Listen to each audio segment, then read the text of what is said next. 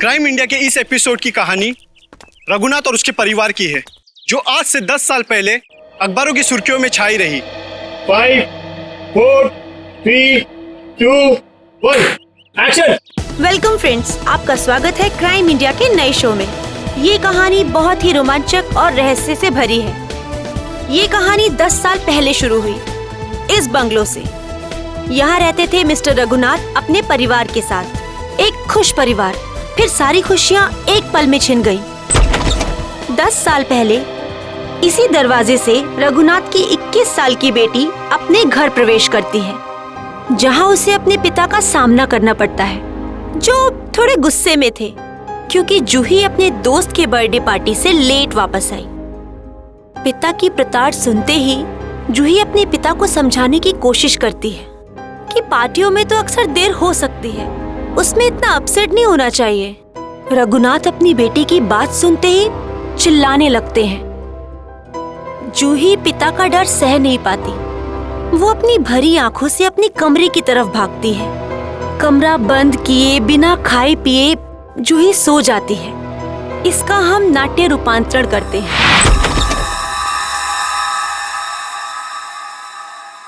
मम्मा, पापा, मम्मा, मम्मा, पापा। ये क्या? घर में कोई नहीं है क्या? ऐसा तो कभी नहीं होता है। मम्मी, मम्मी, पापा। ये क्या? यहाँ पर भी कोई नहीं है। कहीं बेडरूम में तो नहीं है? मम्मी, पापा, मम्मी, पापा। ये क्या? कहाँ गए सबके सब? मम्मी, मम्मी, आप यहाँ पर हो? मैं कितनी परेशान हो गई थी पता है? मम्मी, मम्मी,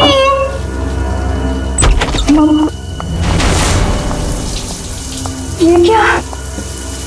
पानी का नल खुला छोड़ के मम्मी तो ऐसा कभी नहीं करती।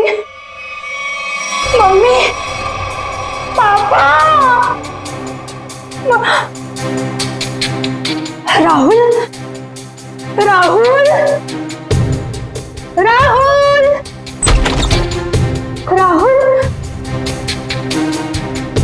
अरे राहुल को स्कूल छोड़ने गई होगी मम्मी।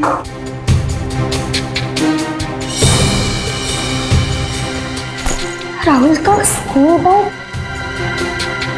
मतलब मम्मी राहुल को स्कूल छोड़ने गई। राहुल भी नहीं है। मम्मी, पापा, पापा की गाड़ी।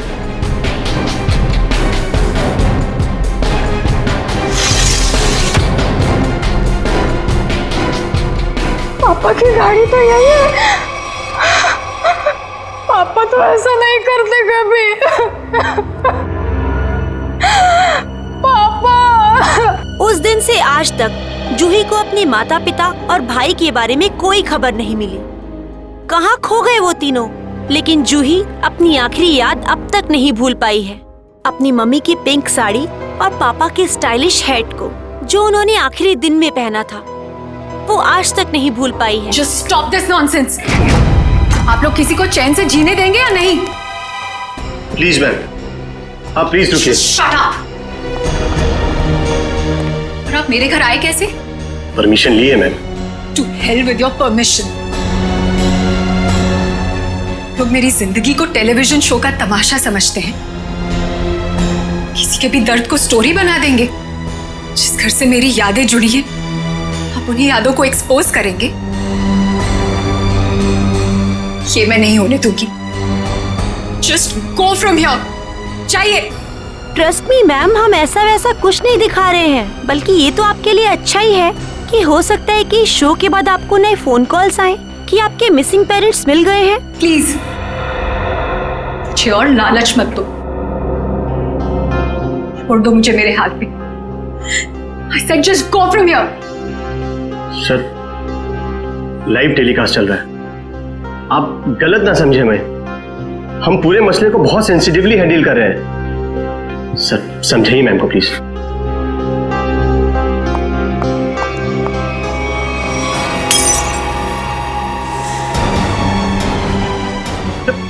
समझाइए ना कि क्या करिए। तुम लोग जाते हो यहाँ से या मैं अपनी जान लूं? छोड़ो मुझे, छोड़ो मुझे, छोड़ो तुम मुझे। आज अपनी जान लेके दिखाऊंगी। उदय, उदय, कितना खून निकल रहा है। पैकअप, चलो चलो चलो, इन्हें हॉस्पिटल लेके चलो। चल चल।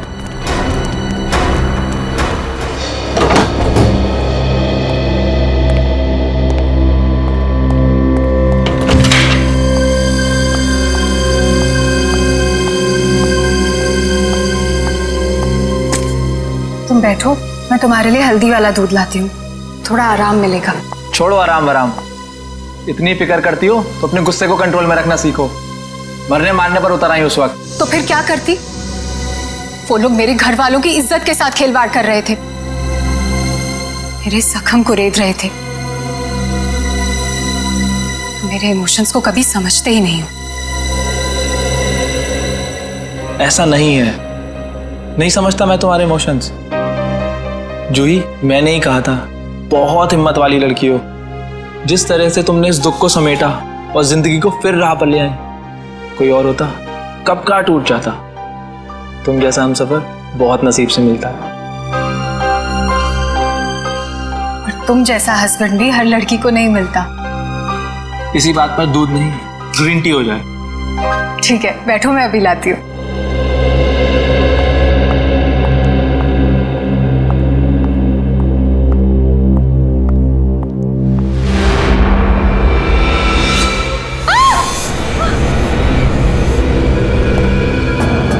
क्या हुआ जूही?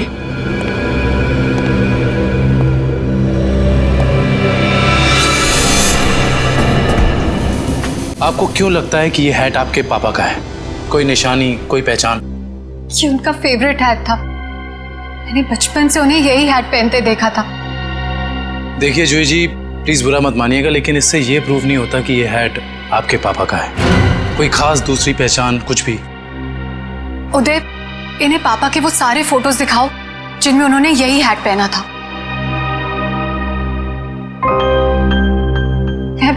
मैं पापा से कई बार कहती थी कि ये हैट पुराना हो गया है, इसे फेंक दो।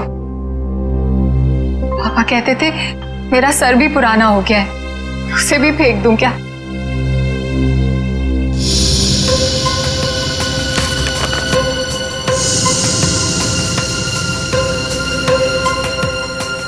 जूही जी, इसे देख के तो ये जाहिर नहीं होता कि ये हैट यही वाला है। हाँ, ये जरूर पता लगता है कि ये हैट भी इस जैसा ही है। आपको क्या लगता है मैं आपसे झूठ बोल रही हूँ? एक काम कर, जरा आप घर के खिड़की दरवाजे चेक कर। जी सर। जूही जी, आप जो कह रही हैं वो तो हम मान लेते हैं, लेकिन ये हैट यहाँ पे आया कैसे? अपने आप तो नहीं आया। जी सर, किसी ने तो इसे यहाँ रखा ही है। आपको किसी पे शक? नहीं सर, पीछे के सारे दरवाजे और खिड़कियां अंदर से बंद है सर। इसका मतलब जो भी अंदर आया उसके पास मेन डोर की चाबी थी। जूही जी, आपने अपने घर की चाबी किसी और को भी दी है क्या? नहीं तो। हाँ, मुझे याद आया। एक्चुअली कुछ दिन पहले शॉपिंग आर्केड में मेरा पर्स चोरी हो गया था और घर की चाबियां भी उसी में थी। बड़ी लंबी प्लानिंग की गई है, लेकिन 10 साल बाद ये हैट यहाँ रखने का क्या मतलब हो सकता है? पूरा का पूरा परिवार गायब होता और किसी को भी पता नहीं चलता। ऐसे कैसे कोई गायब हो सकता है? सर, पुलिस रिपोर्ट में लिखा है कि ना किसी ने चीखने चिल्लाने की आवाज सुनी, ना ही कोई गोली चलने की आवाज सुनी।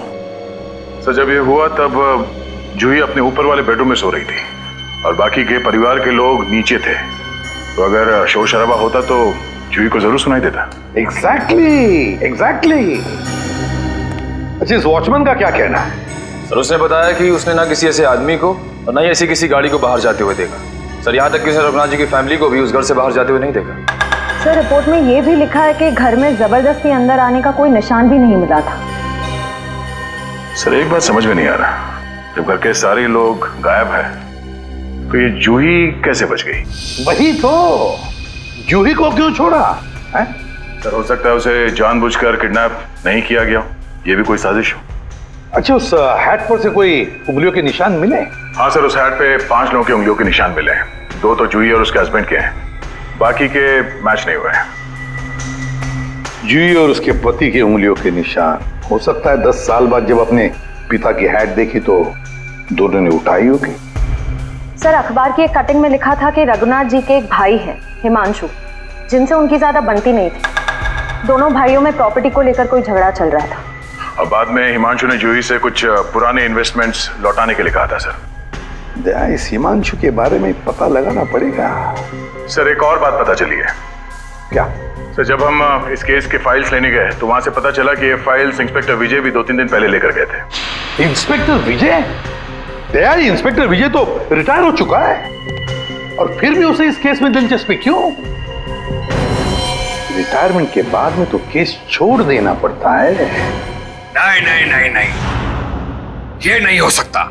या तो रघुनाथ जी का केस सॉल्व होगा या तो रिटायर्ड इंस्पेक्टर विजय डिसॉल्व होगा। ये मेरी भी जिद है। और रंजीत, मैं बहुत नजदीक पहुंच गया हूं। किसी भी दिन कमिश्नर के पास पहुंच सकता हूं। सर्विस के दौरान 99 केस और रिटायरमेंट के बाद ये पहला केस, यानी हो गए पूरे 100।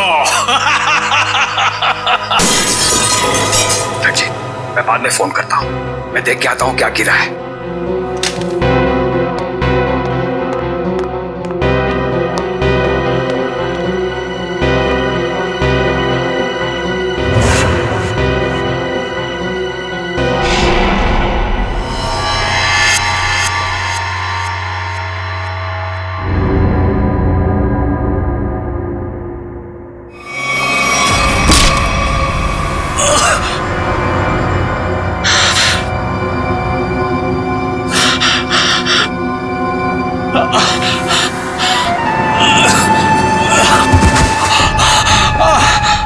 इंस्पेक्टर विजय, शायद तू भूल गया है कि अभी तो इंस्पेक्टर नहीं है, रिटायर्ड इंस्पेक्टर हो गया है। बस अब तेरी कहानी खत्म।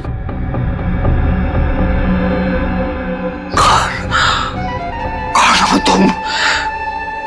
हो तुम? बहुत ठोका था ना मुझे, अभी तक मेरी हड्डियां बोलती हैं। बस अब बस, चार्जशीट भूल जा, फाइल भूल जा। क्यों दबे हुए केस को हवा दे रहा है? बंद कर दे वो केस, बंद कर दे।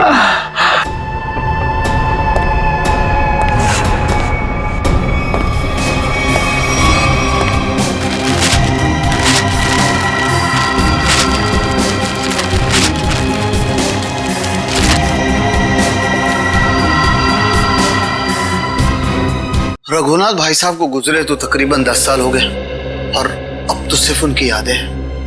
हम जानते हैं जो भी हुआ, लेकिन उनके केस के बारे में कुछ नई बातें सामने आई हैं, तो सोचा क्यों ना आपसे ही पूछ लें।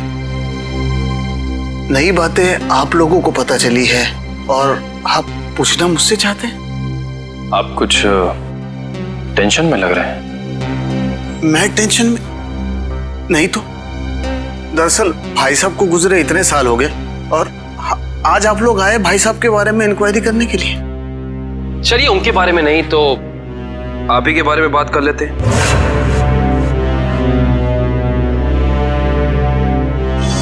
कल दोपहर में कहां थे आप?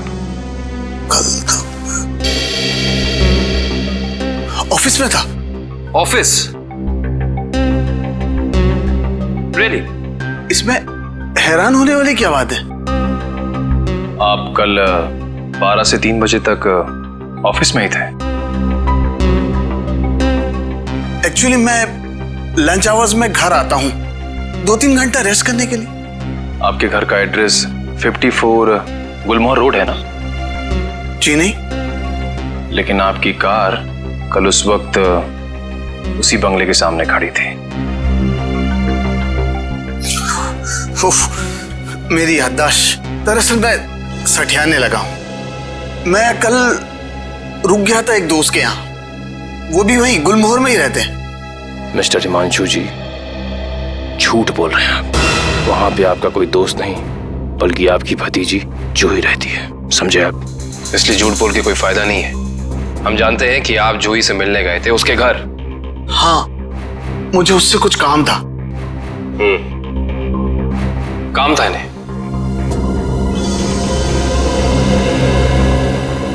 हाँ, फिर आप उससे मिले क्यों नहीं? बल्कि आप तो छिपते छिपाते उसके घर गए, उसके किचन के प्लेटफॉर्म पे उसके पिता रघुनाथ जी की हैट रखी और बड़े आराम से वहां से निकल गए। क्यों? हैट? कौन सा हैट? मिस्टर हिमांशु, आपको लगता है कि आप ऐसी गोल गोल बातें करके सीआईडी से बच सकते हैं? कसम से, ना तो मैं भाई साहब की किसी हैट के बारे में जानता हूं और ना ही उनके लापता होने के बारे में। हिमांशु जी, ये क्या है?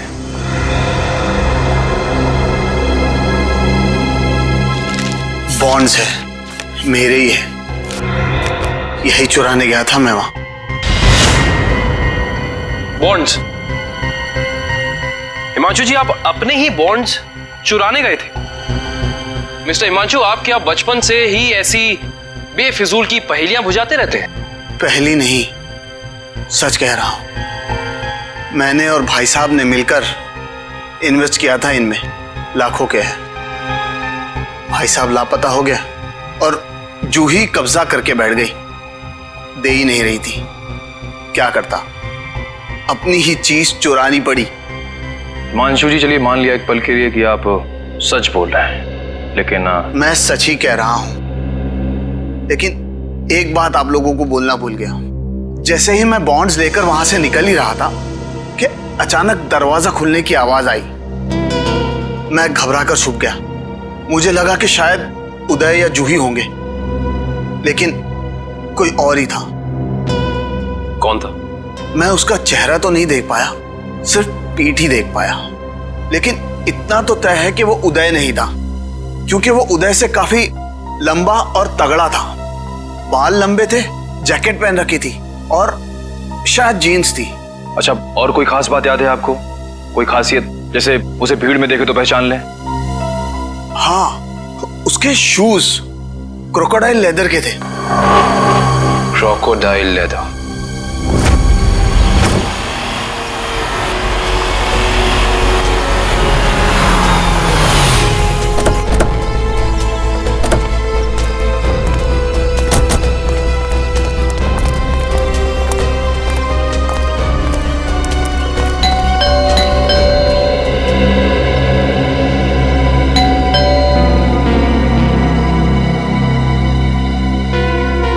विजय, विजय, विजय सर। सर दरवाजे में से धुआं आ रहा है सर। माय गॉड, दुष्यंत दरवाजा खोलो। विजय, विजय, विजय, विजय, पेपर जल रहा है, जल्दी से बुझा दें। Yes sir. Vijay, Vijay sir.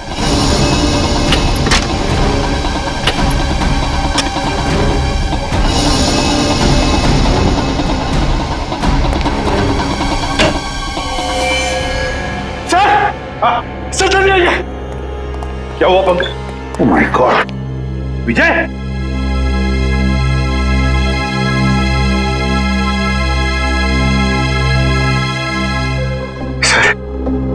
Sir ये मर चुके। सिर पर वार किया है, गोली भी चली है सीने में। सर, दो गोलियां लगी हैं। My God.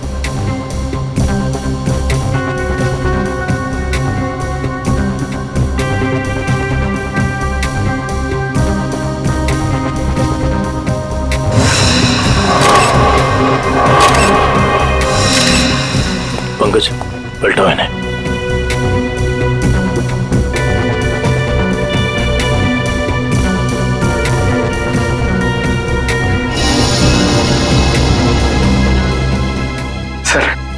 सर ये कैसे हो सकता है सर? विजय जी इतने सीनियर और एक्सपीरियंस ऑफिसर हैं, फिर इन्हें इन्हीं के घर में गोली मार दी। जिसने भी किया है पंकज, जो खिड़की का शीशा तोड़ा, बोल्ट नीचे किया, खिड़की खोलकर अंदर आके यहाँ चुप कर बैठा होगा। शायद आवाज सुनकर विजय इस कमरे में आया तो उसने विजय के सिर पर वार किया और फिर 2 गोलियां भी डाल दी। सर लगता है कि खूनी और विजय जी की कोई पुरानी दुश्मनी थी, इसीलिए रिटायरमेंट के बाद मौका मिलते ही इन्हें मार डाला। ये भी तो हो सकता है ना दुष्यंत कि विजय किसी मुजरिम के लिए खतरा बन गया था, शायद उसी ने किया हो। ढूंढो इस कमरे को अच्छी तरह, एक एक कोना छानो। और पंकज, कुछ ना कुछ तो मिलना चाहिए, ढूंढो अच्छी तरह से।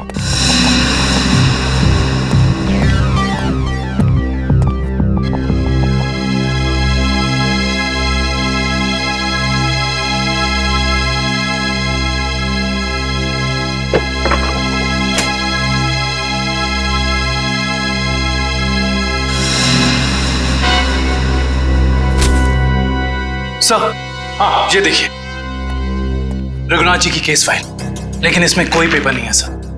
बाकी सब केस फाइल के पेपर्स हैं। ये देखिए सर, सब में पेपर्स हैं सिवाय इसके। तो भी दुष्यंत, इसका एक ही मतलब है, इसके अंदर जो पेपर्स है वो वहां जलाए जा रहे थे। कोई नहीं चाहता था कि रघुनाथ के केस के बारे में हमें कुछ पता चले। सर, हाँ सर, विजय जी का मोबाइल मिला और आखिरी कॉल उन्होंने किसी अनुज को किया था। तो फोन करो इस अनुज को।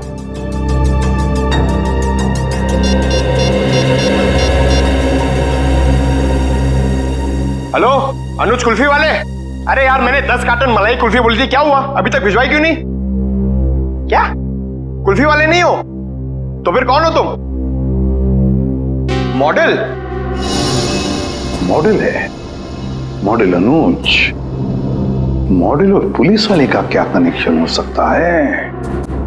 सर, कनेक्शन ये है कि आज से 3 साल पहले तक जूही मेरी गर्लफ्रेंड थी और 10 साल पहले जूही का पूरा परिवार गायब हो गया था।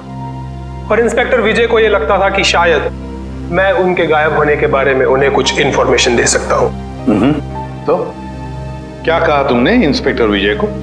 कुछ नहीं सर, मैंने उन्हें वही कहा जो मैं पहले से कहता आ रहा हूं कि मैं कुछ नहीं जानता। तुम्हें कुछ नहीं पता? पंकज, अरे ये किधर जा रहे हैं आप लोग? तुम्हारे घर की तलाशी ले रहे हैं। अच्छा अनुज, ये बताओ कि जूही के घर से उसके पिता की हैट मिली है, इतने दिनों बाद वो हैट वहां कैसे आई? सर, मैं आपसे सच कह रहा हूं, ना तो मैं किसी हैट के बारे में जानता हूं और ना ही किसी गायब हुए परिवार के बारे में। अनुज, तुम्हारे और जूही के परिवार एक दूसरे को अच्छी तरह से जानते थे और फिर भी तुम कह रहे हो कि तुम्हें कुछ नहीं मालूम है? चलो ठीक है, तो अब बताओ, कल दोपहर को कहां थे तुम? कल मैं अपने एक फ्रेंड के एग्जीबिशन की ओपनिंग में गया था। फ्रेंड की एग्जीबिशन की ओपनिंग में गए थे? अच्छा। सर इसके घर में तो कुछ नहीं मिला और वो जूते भी नहीं जिसके बारे में हिमांशु ने हमें बताया था। अनुज, तुम होशियार बनने की बहुत कोशिश करते हो, मगर हो नहीं। फिर से मुलाकात होगी।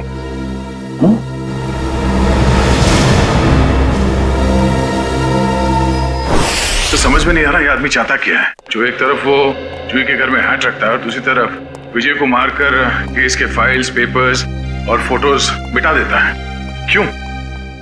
लगता है उसे पता चल गया था कि विजय जल्दी अपराधी को पकड़ने वाला है। लेकिन एक बात समझ में नहीं आ रही है कि उसने रघुनाथ की हैट जूही के घर में क्यों रखी? क्या सोच रहा है वो? कोई ना कोई चाल तो जरूर है दया, इसके पीछे कोई ना कोई चाल तो है। ये केस कुछ ज्यादा ही उलझा हुआ है सर। वैसे विजय के काम करने के तरीके को मैं अच्छी तरह से जानता हूं। वो सारे के सारे अंडे एक ही टोकरी में कभी नहीं रखता। इन्वेस्टिगेशन की अलग अलग कड़ियां वो अलग अलग जगह पर रखता था। सर, विजय के सारे रिलेटिव्स से पता किया, किसी को भी मालूम नहीं है कि वो कर क्या रहा है। उसके मोबाइल से कुछ पता चला? नहीं सर, कुछ पता नहीं चला। वे देखना पड़ेगा मौत के कुछ दिन पहले विजय कहां कहां गया था, किस किस से मिला था। सर, इंस्पेक्टर विजय के घर पे हमें जो जले हुए कागज के टुकड़े मिले थे उनमें से ये टुकड़ा आधा जला हुआ है और इस पर नवदीप गराज लिखा हुआ है। नवदीप गराज? विजय ने ये नाम ऐसे नहीं लिखा है। जरूर इस गराज का इस रघुनाथ के केस से गहरा संबंध है। जरूर कोई ना कोई गहरा संबंध है। विजय सर हाल ही में एक सेकंड हैंड कार के बारे में पूछने आए थे। Second hand car? जी हाँ, एक व्हाइट कलर की सेडान कार बेची थी 10 साल पहले। विजय सर उसी के बारे में पूछने आए थे। उस गाड़ी के कोई रिकॉर्ड या पेपर्स होंगे आपके पास?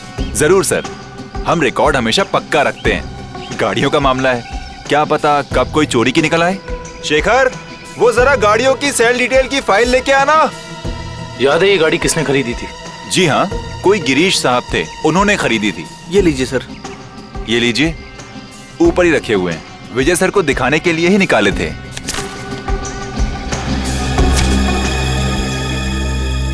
ये देखो, ये कार 14 अप्रैल 2004 को बेची गई थी।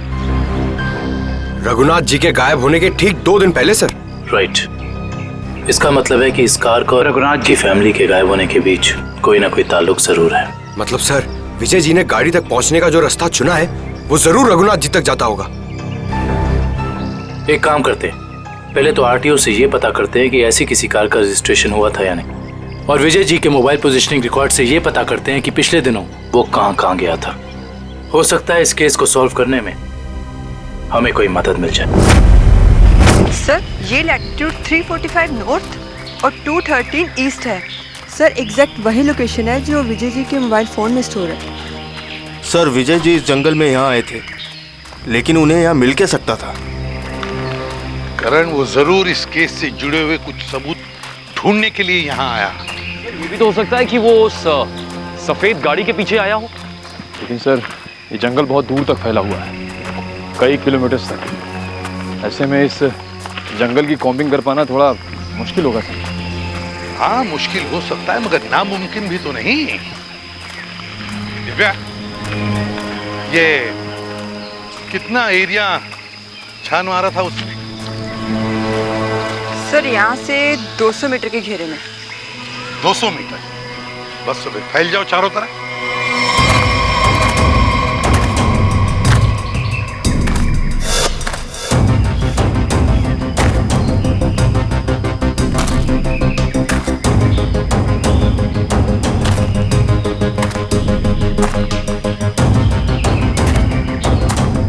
सर। हाँ हाँ निखिल। सर, हाँ, ये देखिए सर।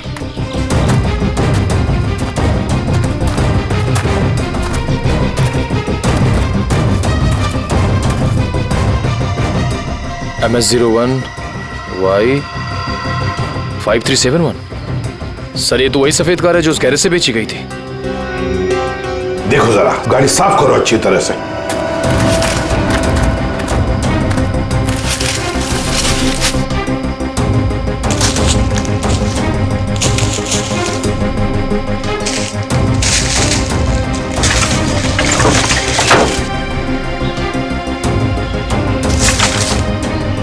साफ करो, अच्छी तरह से साफ करो।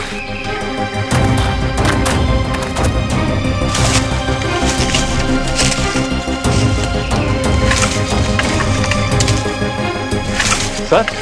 हाँ सर, ये गाड़ी इतनी ऊपर खाई से नीचे गिरी कैसे होगी? एक्सीडेंट हुआ होगा। मगर सर, अगर जूही का परिवार इस गाड़ी में था तो इस गाड़ी में कुछ तो होना चाहिए, कंकाल वगैरह। पूरी गाड़ी खाली है सर। सर, 10 साल हो गए, कीड़े सब खा गए होंगे अंदर। हाँ, मगर केविन कुछ तो मिलता है ना। एक काम करो, एक गाड़ी के अंदर जितनी भी धूल मिट्टी है सब इकट्ठा करो। करंट, जाकर वैक्यूम क्लीनर लेके आओ।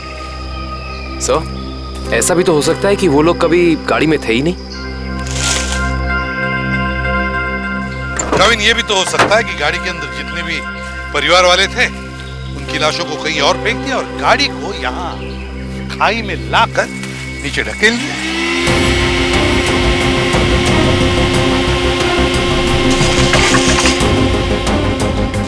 सर।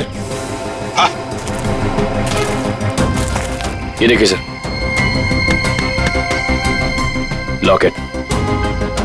सर ये तो जूही की माँ का लॉकेट है। बिल्कुल ऐसा ही लॉकेट मैंने उन्हें एक फोटो में पहने हुए देखा है। जूही की माँ का लॉकेट? जी।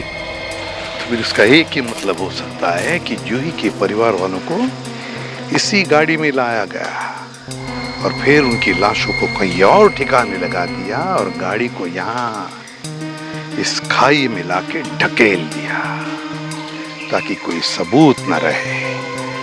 ना रहेगा बांस, ना बजेगी बांसुरी।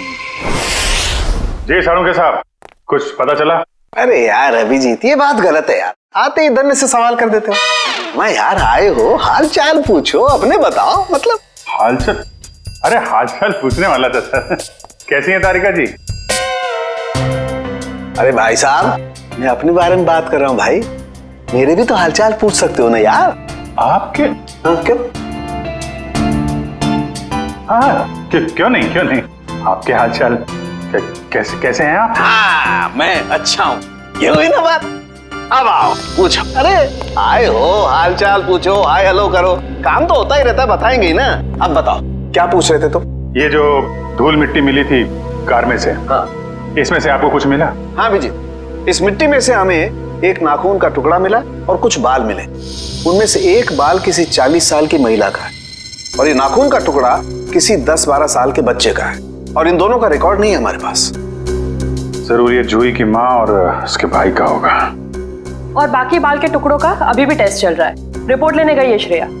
सर, पता चला है कि रघुनाथ जी की फैमिली के गायब होने के कुछ दिन पहले ही उन्होंने अपने खास एम्प्लॉई मुकेश को नौकरी से निकाल दिया था।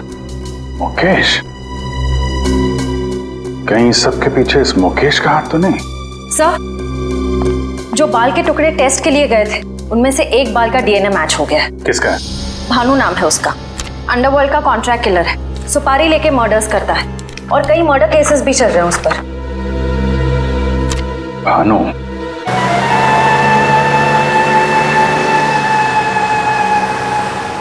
मुकेश, तुम्हें पूरा यकीन है ये बाइक वाला आदमी भानु ही है? हाँ सर, सिग्नल तो यही बता रहा है। हाँ।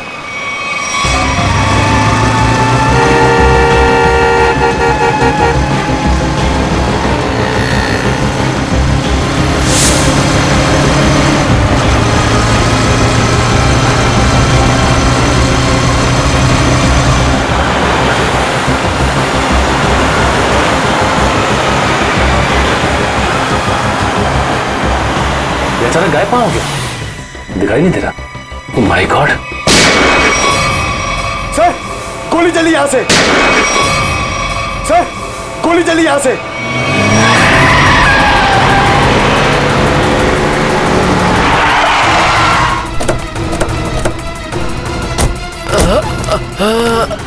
बताओ भानु, कैसे हुआ ये सब? बोलो भानु, कैसे हुआ? बोलो Bhanu. Tiger point. Tiger point पे क्या भानु? भानु! माय गॉड, ये तो मर चुका है।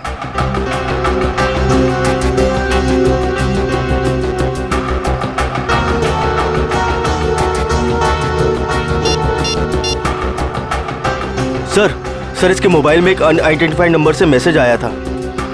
एक मिनट।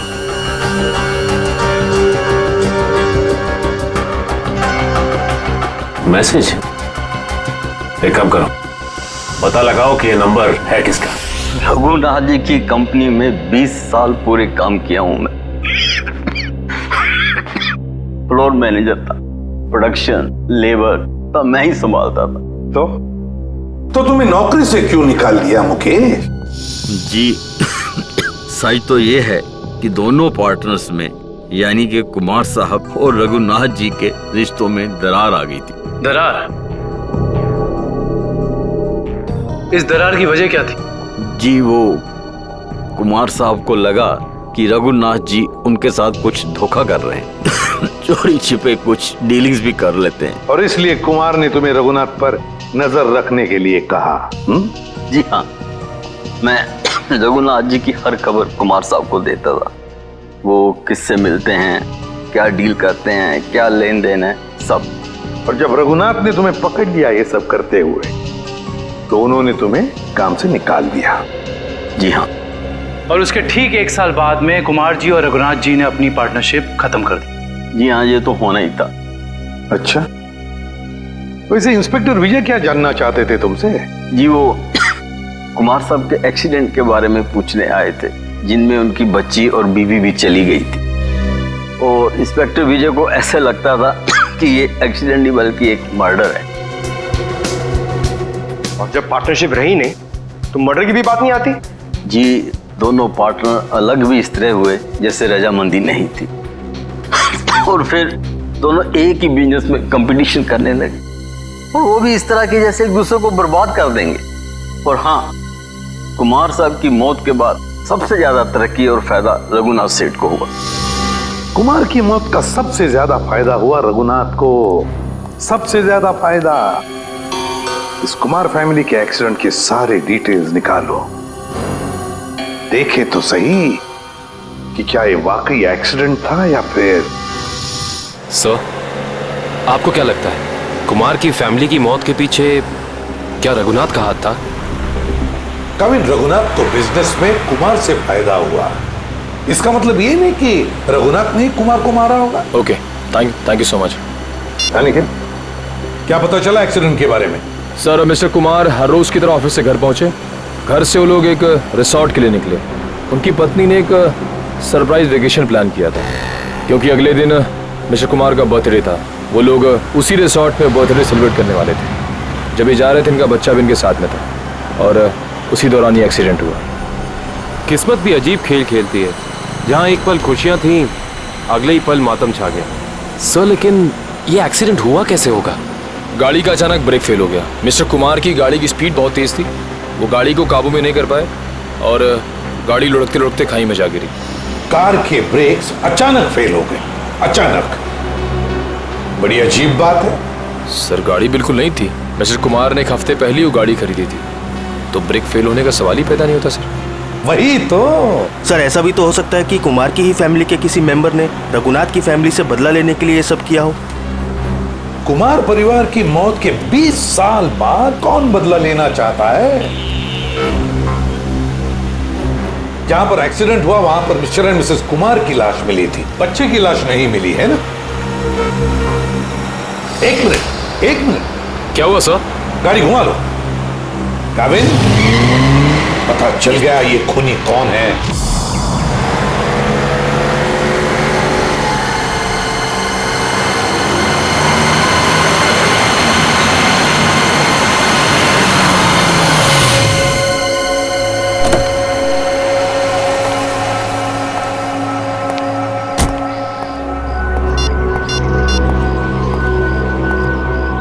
हेलो, हाँ मैं पहुंच गया हूँ 42 माइलस्टोन के पास।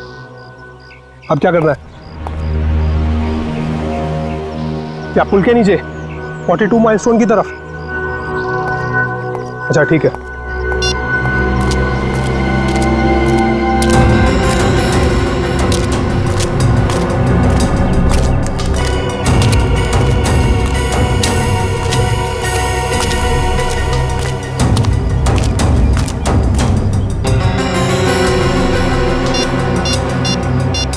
हेलो, हाँ आप किधर आना है?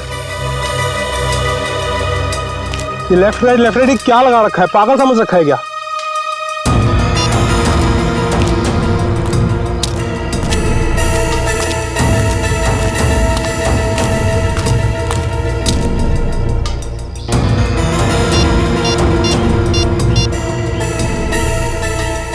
हेलो, मुझे क्या पागल समझा है क्या?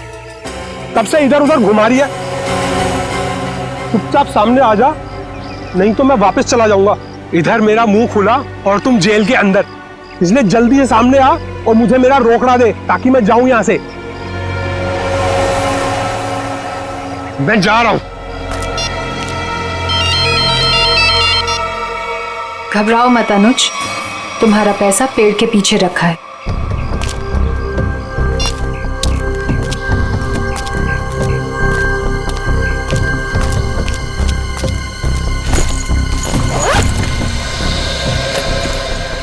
वाह रे वाह, क्या तकदीर है मेरी। तो जैसे सोने के अंडा देने वाली 2-3 और मुर्गियां मिल जाए तो लाइफ सेट। कहो तुम? तुम मेरी चिंता मत करो अनुज, वादे के मुताबिक ये तुम्हारी आखिरी पेमेंट है। अरे बेवकूफ, सोने का अंडा देने वाली मुर्गी को कभी छोड़ता है कोई? अनुज भूलो मत, तुमने वादा किया था। अरे एक ब्लैकमेलर की बात पे तुमने यकीन कर लिया। चलो, थैंक यू।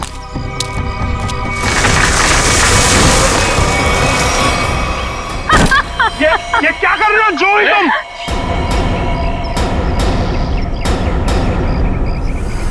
तुम क्या समझते हो अनुज? तुम मुझे ब्लैकमेल करते रहोगे और मैं सहती रहूंगी? हमसे उस्तादी बहुत भारी पड़ेगा तुमको। Shut up. यहाँ वही होगा जो मैं चाहूंगी।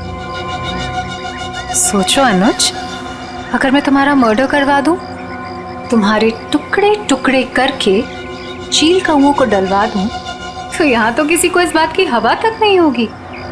जैसे तुमने अपनी फैमिली के साथ किया था। एक बात याद रखना, जो आदमी शर्ट सिलवाता है वो उसके अंदर बटन की जगह भी छोड़ता है।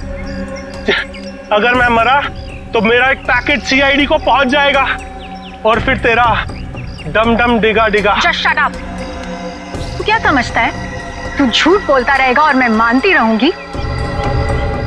तुझ जैसा लालची इंसान अपने नुकसान के लिए कुछ नहीं करेगा। ये क्या है ये? जुई, ट्रिगर दब जाएगा, इसको नीचे कर। जुई, तमंचे को नीचे कर प्लीज, इसको अंदर डालो, ट्रिगर दब जाएगा जुई।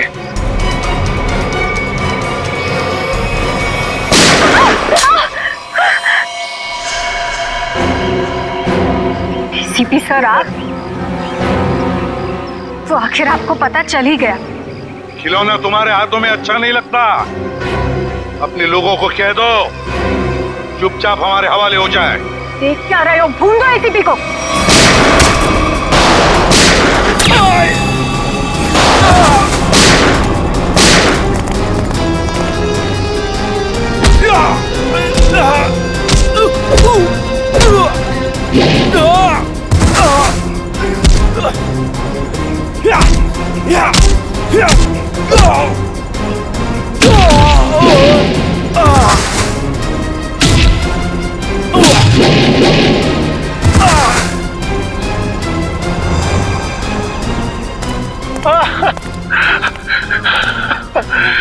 नहीं सर, मैं छोटा मोटा ब्लैकमेल हूँ सर।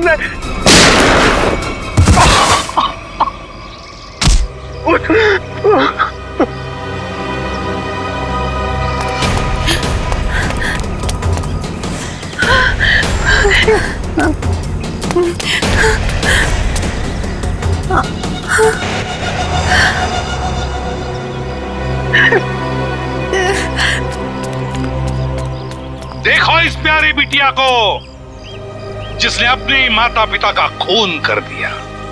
बताओ क्यों मारा तुमने अपने माता पिता को? वो मेरे माता पिता नहीं थे, उन्होंने सिर्फ मुझे गोद लिया था। मेरे असली पापा मिस्टर कुमार थे, जिनकी मौत एक कार एक्सीडेंट में हुई, और वो एक्सीडेंट रघुनाथ ने करवाया था।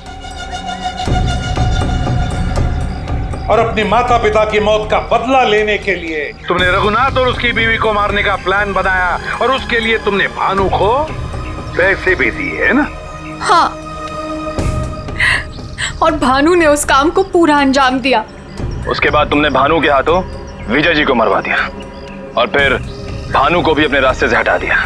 हाँ, क्योंकि मैं अपने खिलाफ कोई सबूत नहीं छोड़ना चाहती थी। तो सारे इल्जाम अनुज पर आ जाए, है ना? और अनुज, तुम जूही के घर पे रघुनाथ जी की हैट रख के तुमने एक बंद केस को खोल दिया। चोर चोर मौसेरे भाई, वाह रे वाह। लेकिन एक बात याद रखना, मुजरिम चाहे कितना भी चालाक हो, उसका आखिरी ठिकाना तो जेल की चार दीवारी में भी होता है। अब जेल की सलाखों के पीछे सड़ते बैठना फांसी का ऑर्डर आने तक